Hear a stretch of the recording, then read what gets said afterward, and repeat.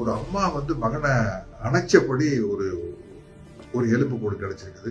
ஒரு ஸ்கூலுக்கு போற பையன் புத்தக பையோட புதைக்கப்பட்டிருக்கிறான், இறந்து போய் அப்படிங்கிற மாதிரி விஷயங்கள் பார்க்கும்போது கொஞ்சம் கூட மனிதாயமற்ற செயலா இருக்கு.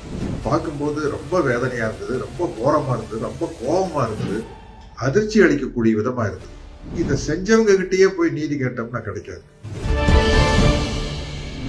அதாவது தமிழீழ பகுதியில் அமைந்திருக்கும் யாழ்ப்பாணத்துல செம்மணிங்கிற ஊர்ல சித்துப்பாத்திங்கிற பகுதியில ஒரு மனித புதைகுழியிலிருந்து சடலங்கள் மீட்கப்பட்டிருக்குது. எலும்புக்கூடுகள்னு கூட இருக்கலாம். பார்க்கும்போது ரொம்ப வேதனையா இருந்தது, ரொம்ப கோரமா இருந்தது, ரொம்ப கோபமா இருந்தது, அதிர்ச்சி அளிக்கக்கூடிய விதமா இருந்தது. அது அது அனைத்தும் தமிழ் மக்களுடைய உடல்களாகத்தான் இருக்கும் என்பது ஆணித்தரமான அனைவருடைய கருத்தும் கூட. ஏன்னா யுத்த காலத்துல அந்த பகுதி சிங்கள இராணுவத்தினுடைய கட்டுப்பாட்டில் தான் இருந்ததா சொல்லப்படுது. அப்புறம் அது அங்க எரிக்கத்தான் செய்வாங்க, புதைக்க மாட்டாங்க போடுறது. அதில் ரொம்ப கொடூரமான விஷயம் ஒரு அம்மா மகனை அணைச்சபடி ஒரு ஒரு எலும்புக்கூடு கிடைச்சிருக்குது.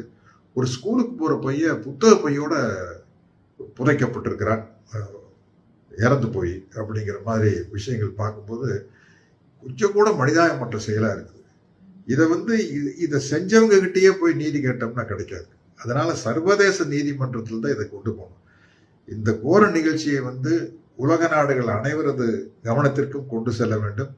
அதற்கு தமிழர்களாகிய நாம் தான் பாடுபட வேண்டும்.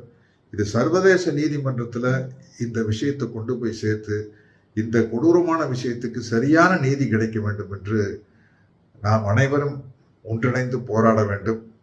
விஷயத்தை வெளியே கொண்டு போகணும் அப்படின்னு உங்களில் ஒருவனாக கேட்டுக்கொள்கிறேன். நன்றி, வணக்கம்.